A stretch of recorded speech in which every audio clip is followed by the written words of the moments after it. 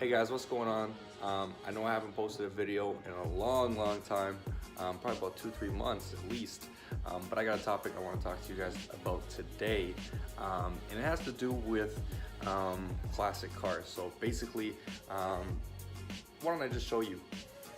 To let this guy out before we can continue.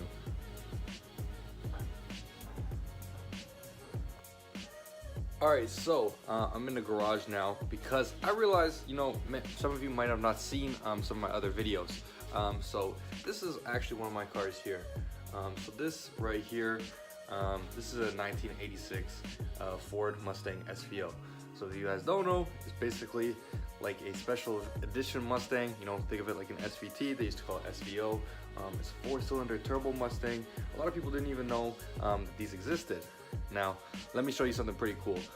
Those of you who know Fox bodies, you'll see here, that's 5 lugs. That's a little bit weird. Now that's front and back. You have 5 lug disc brakes all the way around. No drums on this car, as you can see here. A little bit dirty. Overall, this is a really clean example, but it's a pretty special car, and I'll go over like the driving experience and everything like that with you. So now I'm sitting in the car. Now what did I want to talk to you guys about was actually, because I actually did slack on putting this car back on the road, you could say that. I only drive it in the summertime. It only has 95,000 original kilometers on the car. In miles, I don't know what that is, but you could do a nice conversion if you want to.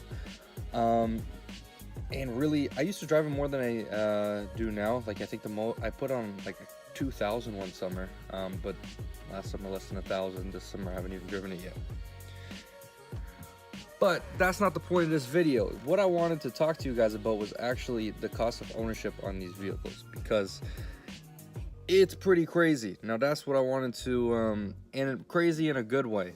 Now, a lot of people, that you're going after the newer cars, this and that, and trust me, I know. I have a BMW 335i, as my subscribers would know, and if you don't know, check out some of my videos about that car.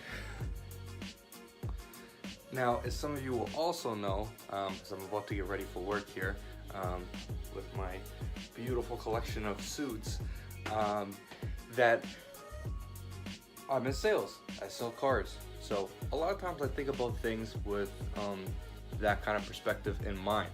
Now, the reason I wanted to talk to you about classic cars is just the cost of ownership. So I wanted to break down some stuff for you, because it's pretty crazy. Now, the first thing, and this will only really apply to people, I guess it's depending on where you live, but here in Ontario, you need to be 25 in order to get classic car insurance, which I'm still not even old enough for. But if you're looking at it this way, say I was getting something like a original NSX, I can put it on a classic car insurance. See, now you're talking about a few $100s to insure the car for the year. Like my Mustang, if I was old enough, would be $200 a year to insure. Now that's a lot cheaper than going out and spending $30,000 on a new sports car or whatever. Or if it was like an original NSX, same thing, like $80,000 on a car, because the insurance will be much higher. So right off the bat, you can see one makes a little bit more sense than the other. Now I get it, the new car has a little bit better experience, blah, blah, blah, blah, blah, blah, blah. Now that comes down to what do you value, and my hand is getting very tired, so 1 second. So on that topic, it comes down to what do you value. Now, this is where it gets pretty crazy. So think about it this way.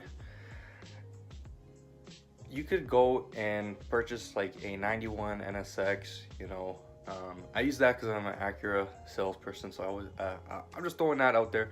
Could be any car, but let's look at it this way. You go out and you find a clean one from a reputable dealer that offers a leasing option. So let's say, for argument's sake, it's a $60,000 car. $60,000 car you have, okay, and you go and you lease it for 2 years.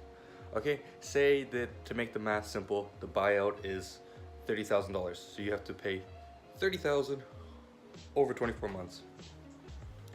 I don't know the math, I don't want to do it.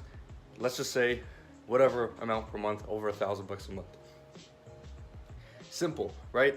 But then they're saying, okay, well, it's no different than leasing any other car for 24 months. But this is the difference. See, one of these cars, then say you drive it the way you would as a sports car. Now this doesn't work if you want to daily drive it, obviously. You wouldn't want to daily drive one of these old cars because they do break and all that stuff. Now, say you do drive this car for those 2 years and you want to buy it. At the end, you have a $30,000 buyout, but the thing is, you didn't have to pay it all up front. Now, you probably pay like 5-6% interest because it's a used car on this lease, but that's really the only cost of ownership that you had was that 5%. Because realistically, that car, if it didn't appreciate, is probably worth the same. So you get out of it for $30,000 plus that 5% interest that you paid, which was probably like $3,000 or $4,000. Versus if you go out and you leased or bought a $60,000 new car, you're probably worth looking at after 2 years that car being worth under 40 grand. If you lost about $20,000, never mind insurance. And of course, now I don't really want to talk about it because it's not a kind of thing that's going to happen every time, but you could get appreciation over time as well. So you look at some of the market on some of these cars, they actually go up. So sometimes I would never consider it an investment, and unless you have a massive collection like a Jay Leno style collection, I would never really consider these cars investments, because as individual pieces, yes, they might go up in value, but unless you have a ton of cars, I don't think that it would ever make sense. But I just wanted to give you guys a different perspective. Let me know if you like these like quick videos like this, talking about a topic like that, because it's kind of like a commute style video like I did before, but it's a little bit different. So just did this quickly before I get ready to go to work, and talk to you guys soon. See you.